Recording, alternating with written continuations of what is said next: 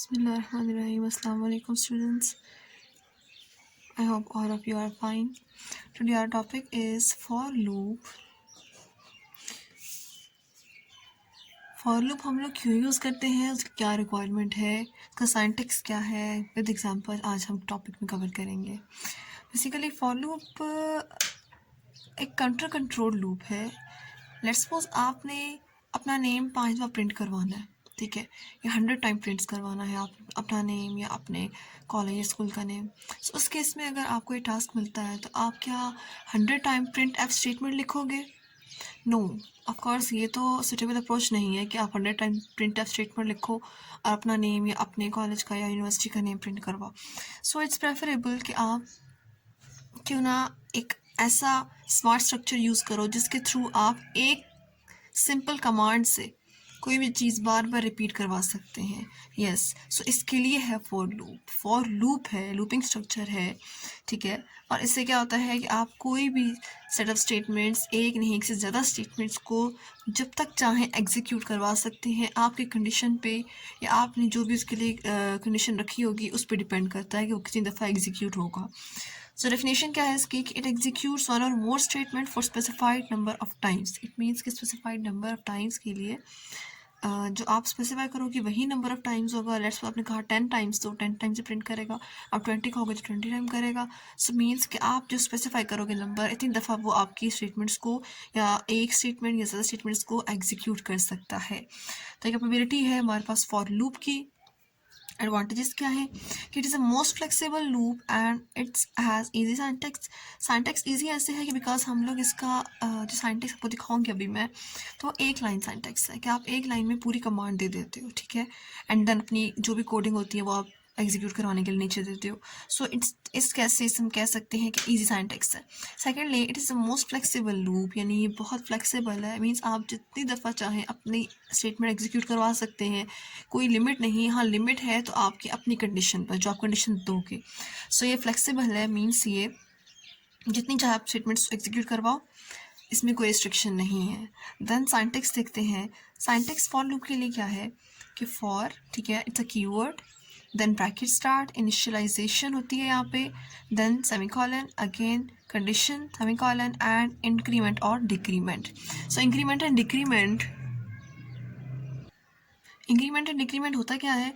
Let's suppose अगर हम basic increment decrement की बात करें तो अगर इंक्रीमेंट है इट मीन्स कि आपकी वैल्यू, लेट्स सपोज अगर 5 है और आप इंक्रीमेंट करते हो उसके ऊपर, ठीक है, इंक्रीमेंट यानी उसके अंदर प्लस प्लस करेंगे तो वो 6 हो जाएगी, ठीक है.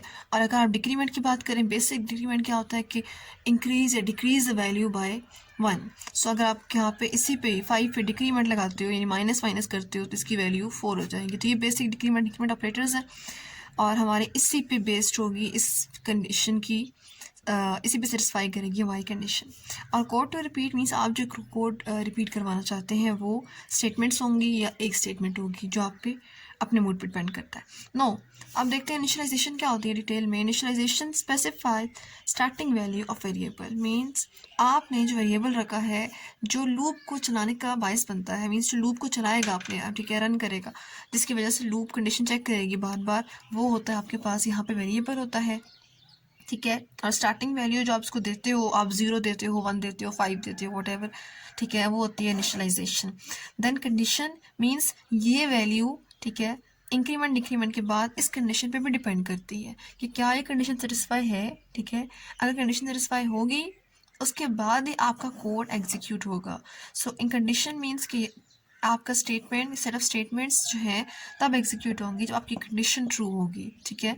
सो यहाँ हम कंडीशन स्पेसिफाई करेंगे. एंड इंक्रीमेंट डिक्रीमेंट जिस तरह आपको मैंने बताया कि आपकी वैल्यू को इंक्रीज़ करता है या डिक्रीज़ करता है simply.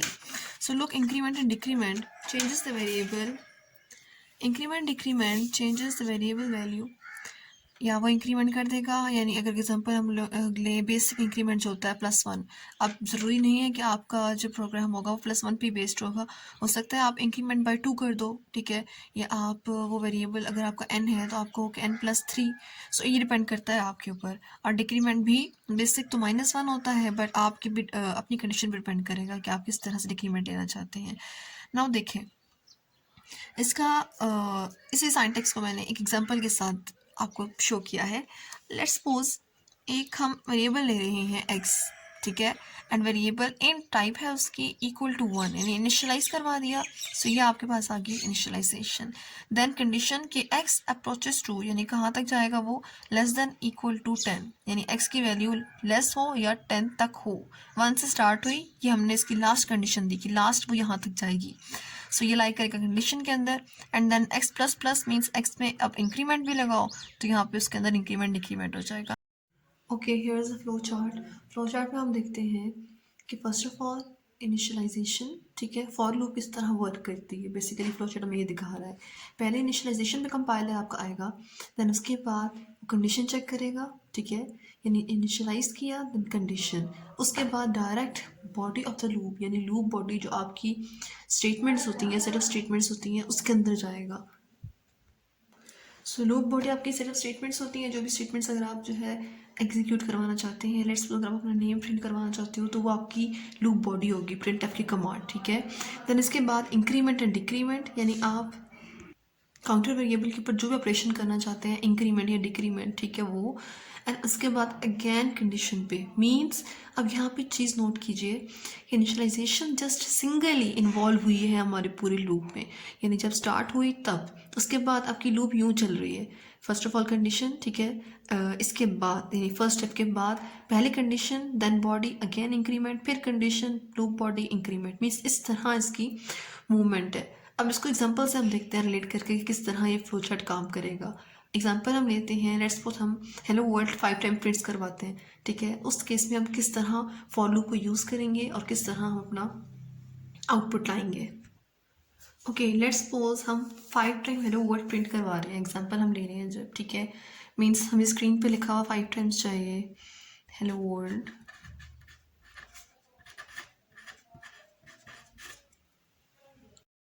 So hello world 5 time print करवा रहे हो, इस केस में हम किस तरह कमांड लिखेंगे, हम फॉर लूप यूज़ करके सिंपली अपनी कमांड दे सकते हैं। बिकॉज देखो, अब आप 5 टाइम 10 टाइम 20 टाइम अगर आप लिख रहे हो, तो आप 5 टाइम 20 टाइम प्रिंट स्टेटमेंट तो नहीं लिखेंगे ना।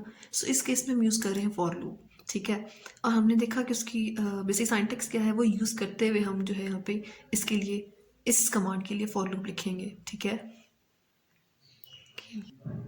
सो फर्स्ट ऑफ ऑल हम लिखेंगे फॉर कीवर्ड, ठीक है, लेट्स सपोज हमने वेरिएबल का नाम रखा x, ठीक है, टाइप हम यहाँ डिक्लेयर कर देंगे। अगर आप टाइप पहले डिक्लेयर कर देते हो इस फॉर से पहले, तो आपको यहाँ डिक्लेयर करने की ज़रूरत नहीं है। टाइप, देन हमने वैल्यूज़ को इनिशियलाइज करवा दी 1, देन सेमीकोलन, इसके बाद हमने कंडीशंस पढ़ा था। अब कंडीशन हमने क्या देखा है कि 5 टाइम प्रिंट करना है, तो हम क्या कहेंगे कि ये x, ठीक है, ये लेस देन है और इक्वल है 5 के, ओके।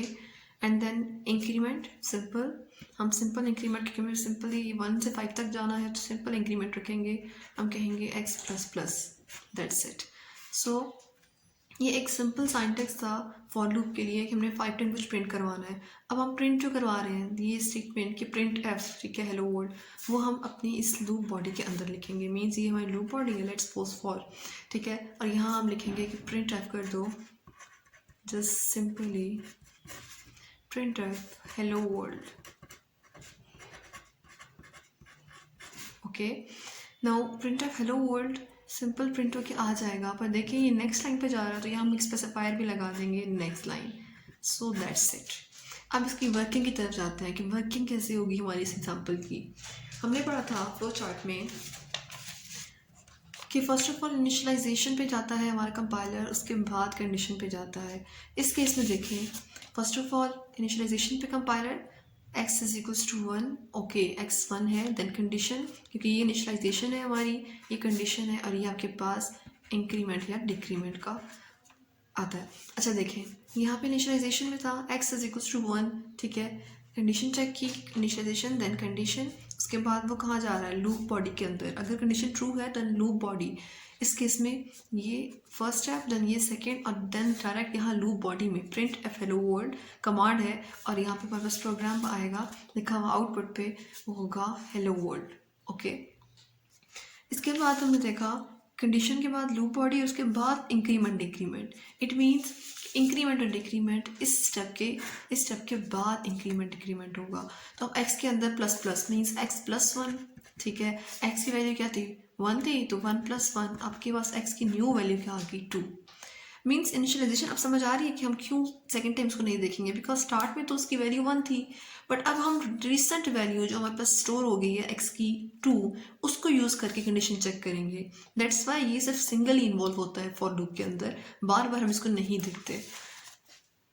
दैट्स वाई अब देखो यहाँ पे कंडीशन के बाद loop body increment again condition, initialization पे हम लोग नहीं गए, तो यहाँ भी हम लूप बॉडी के अंदर और फिर कंडीशन चेक करेंगे कि क्या x यानी जो रिसेंट उसकी वैल्यू है x की, ये रिसेंट वैल्यू है, क्या वो लेस है इक्वल है 5 के, ओके लेस है इक्वल तो नहीं है, देन अगेन लूप बॉडी के अंदर हमने देखा कि कंडीशन ट्रू हो तो हम लूप बॉडी के अंदर जाते हैं।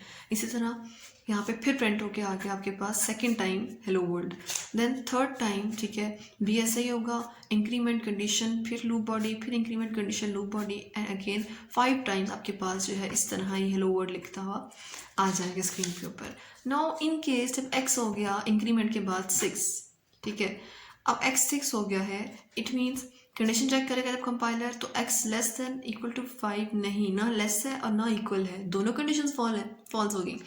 अब दोनों फॉल्स हो गई हैं, इस केस में लूप बॉडी के अंदर जाने के बजाय वो इस लूप को टर्मिनेट कर देगा, ख़त्म कर देगा, बिकॉज देखें ना ट्रू था तो लूप बॉडी में जा रहा था, अगर ट्रू नहीं है कंडीशन फॉल्स है तो आपकी जो लूप है वो टर्मिनेट हो गई है, एंड हो गई है, ठीक है। तो इस केस में आपकी लूप एंड हो जाएगी और 6 टाइम हेलो वर्ल्ड लिखा हुआ नहीं आएगा, 5 टाइम लिखा हुआ आएगा। सो इस केस में हम देख सकते हैं कि कितनी फ्लेक्सिबल है फॉर लूप, बिकॉज हम अपने मूड के हिसाब से जितना टाइम हम चाहें चीज़ रिपीट करवा सकते हैं सिंगल स्टेटमेंट के थ्रू, ठीक है।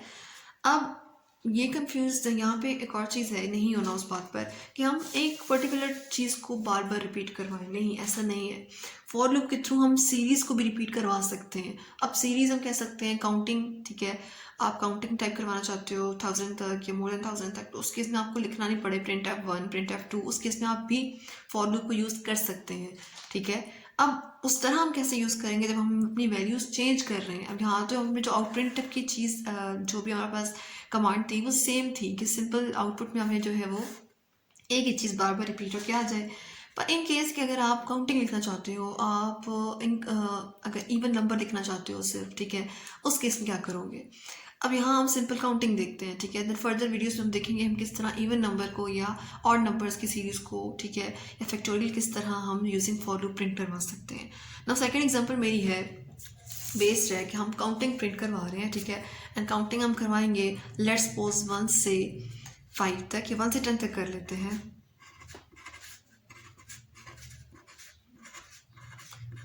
या एक्चुअली हमारे पास आउटपुट पे स्क्रीन पे हम कह सकते हैं आना चाहिए, ठीक है, आउटपुट में हमें 1 से 10 तक काउंटिंग चाहिए। अब यहाँ फिर वही काम नहीं करेंगे कि हम कहेंगे प्रिंट F1 प्रिंट F2 और 10 दफ़ा हम प्रिंट F स्टेटमेंट लिखें और 1 2 3 10, नो, अगेन हम फॉर लूप को ही यूज़ करेंगे। फॉर लूप का सिंटैक्स हमेशा सेम रहता है, फॉर, ठीक है, keyword then bracket start bracket यहाँ पे एंड, बीच में 3 चीज़ें आती हैं। फर्स्ट है आपके पास आपका वेरिएबल डिक्लेरेशन और साथ ही उसको आप इनिशियलाइज करवाओगे। हमें 1, अच्छा मैक्सिमम हम लोग 1 ही लेते हैं, ठीक है, या 0 लेते हैं, पर 0 अगर आप लोगे तो आपको ध्यान रखना है कि आपको फिर यहाँ पे इक्वल का साइन नहीं लगाना, ठीक है। सो कंफ्यूज नहीं हो, फिर आप 1 ही लेते हैं, ओके। x 1 है, यहाँ हम नाम चेंज कर देते हैं, n कर देते हैं, ठीक है, in n is equals to 1। Then second चीज़ क्या थी कंडीशन, अब यहाँ 5 टाइम प्रिंट करवाया था तो 5 ली, ठीक है, यहाँ 10 टाइम प्रिंट करवा रहे हैं हम कुछ, सो हम क्या कंडीशन क्या लेंगे कि n लेस हो इक्वल हो 10 के, ओके। देन इंक्रीमेंट, तो यहाँ भी हम सिंपल इंक्रीमेंट ले रहे हैं। लूप बॉडी या अब इसके अंदर हमने करना क्या था, काउंटिंग प्रिंट करवानी थी। अगर आप लोग देखो n 1 भी हो रहा है, फिर इंक्रीमेंट के बाद 2 भी होगा, फिर इंक्रीमेंट के बाद 3 भी होगा, n तो 10 तक खुद जा रहा है, मीन्स हमें कोई और सेपरेट वेरिएबल लेने की ज़रूरत नहीं है जिसको हम बार बार इंक्रीमेंट करके काउंटिंग प्रिंट करवा सकें। अगर हम n को ही प्रिंट करवा दें तो ऑटोमेटिकली आपके पास काउंटिंग लिखी हुई स्क्रीन के ऊपर आ जाएगी। सो हम यहाँ पे सिंपल एक कमांड देंगे प्रिंट f, ठीक है। अब प्रिंट f क्या करवाएंगे आप %d और यहाँ पे हम नाम लिखेंगे इसका जस्ट सिंपल, बल्कि हम लिखेंगे सॉरी n, ठीक है, यानी हम सिंपली n प्रिंट करवा रहे हैं। हमें एन जब 1 हुआ, अब वर्किंग अगेन वही थी, N1 प्रिंट हो गया, अब N1 आ गया, ठीक है। देन कंडीशन भी चेक हुई इसके साथ ही, N1 है लेस देन 10 है, ओके, कंडीशन चेक है, क्लियर है। देन हम कह सकते हैं ये फर्स्ट है, ये सेकेंड है, ठीक है, एंड देन ये थर्ड। फर्स्ट पे N1 था, कंडीशन ट्रू है, एन लेस है 10 से, ओके, देन थर्ड प्रिंट हो गया, ओके। उसके बाद प्रिंट होके 1 आ गया, देन इंक्रीमेंट होता है फोर्थ पे, स्टार्टिंग में इंक्रीमेंट 4 पे होगा, तो इंक्रीमेंट होगा आपके पास N2 हो जाएगा। अब N2 है वो भी लेस है 10 से, तो फिर से आपका प्रिंट हो जाएगा N2। फिर N3 हुआ, अगेन लेस है, प्रिंट हो जाएगा 3N, क्योंकि हम N ही प्रिंट कर रहे हैं तो N ही प्रिंट होगा यहाँ पे। अब N की वैल्यू 4 हो गई, लेस है, तो आपने कहा कि प्रिंट कर दो N को ही, तो N4 था वो प्रिंट हो गया। इसी तरह से N10 होगा तो प्रिंट हो जाएगा। अब जब N11 हो जाता है, हम कहते हैं कि N की वैल्यू होगी 11। इस केस में अब लूप फॉल्स की तरफ जा रही है, ठीक है, कंडीशन फॉल्स हो रही है। इस केस में देखें, जब हम यहाँ पे जाएंगे N11 होगा, कंडीशन चेक करेंगे क्या N लेस है या इक्वल है 10 के, नहीं, दोनों कंडीशंस फॉल्स हैं, ठीक है, क्योंकि ना ही लेस है और ना ही इक्वल है। तो इस केस में आपकी लूप टर्मिनेट हो जाएगी और कंपाइलर यहाँ से इस फॉर लूप को एग्जिट कर देगा और एंड कर देगा। सो यहाँ तक था फॉर लूप, ठीक है। और नेक्स्ट एग्जाम वीडियो में इंशाल्लाह हम मज़ीद इसको डिटेल में करेंगे कि हम इसमें किस तरह फैक्टोरियल प्रिंट करवा सकते हैं, या टेबल लेकर प्रिंट करवाते हो तो किस तरह करवा सकते हैं। आज हमने कवर किया फॉर लूप को, डेफिनेशन की स्पेसिफाइड नंबर ऑफ टाइम के लिए। अब यहाँ आपको क्लियर हो जाएगा ये बात कि किस तरह स्पेसिफाइड नंबर ऑफ टाइम हम किस तरह स्पेसिफाई करते हैं कि कितनी दफ़ा आपकी चीज़ रिपीट होनी है। ये हमारे हाथ में होता है, हम खुद जो कमांड स्टेटमेंट लिख रहे होते हैं, ठीक है। दैन एडवांटेजेस देखिए, सिंटैक्स देखा, इनिशियलाइजेशन होती है, कंडीशन होती है, दैन इंक्रीमेंट डिक्रीमेंट होता है। देन इनिशियलाइजेशन होती क्या है, आपकी स्टार्टिंग वैल्यू क्या थी, ठीक है। देन कंडीशन होती है, देन इंक्रीमेंट डिक्रीमेंट। उसके बाद हमने देखा कि हमने एक एग्जांपल लिखे, सिंटैक्स को और क्लियर किया। देन फ्लो चार्ट में हमने एक चीज़ नोट की कि इनिशियलाइजेशन जो है वो इस लूप का पार्ट नहीं है, बस स्टार्टिंग वैल्यू बताता है हमें, ठीक है, वेरिएबल की। और सेकंड चीज़ हमने देखी कि इंक्रीमेंट हमेशा कंडीशन और लूप बॉडी के बाद आता है, ठीक है। देन नेक्स्ट हमने देखा एग्जाम्पल दी, एग्जाम्पल फर्स्ट वाली थी, हमने 5 टाइम्स हेलो वर्ल्ड प्रिंट करवाया, ठीक है। और जब 6 टाइम पे गया, कंडीशन फॉल्स होगी, तो आपकी लूप बॉडी जो है वो ख़त्म हो गई, या आप कह सकते हैं कि आपका जो लूप स्ट्रक्चर है वो एंड हो गया। देन नेक्स्ट हमने एग्जांपल देखी थी कि हम किस तरह चेंजिंग नंबर्स को प्रिंट करवा सकते हैं अगर हमें टेबल प्रिंट करवाना है, ठीक है। इंशाल्लाह नेक्स्ट एग्जांपल में नेक्स्ट वीडियो में हम लोग देखेंगे किस तरह हम टेबल प्रिंट करवाते हैं। पर यहाँ हमने देखा कि सिंपल, अगर हम 1 से 10 तक काउंटिंग प्रिंट करवाना चाहते हो, उस केस में आप कैसे लिखोगे। सिंपल एक कमांड है, आप कहोगे फर्स्ट इनिशियलाइज करोगे वैल्यू को, देन कंडीशन लगाओगे और increment value. First condition initialised value देखेगा कंपाइलर, कंडीशन, और देन प्रिंट करेगा, उसके बाद इंक्रीमेंट, और वही सेम प्रोसेस रिपीट होगा और आपकी जो काउंटिंग है वो प्रिंट होकर स्क्रीन के ऊपर आ जाएगी। So that's it, I hope you like the video, keep sharing, अल्लाह हाफिज़।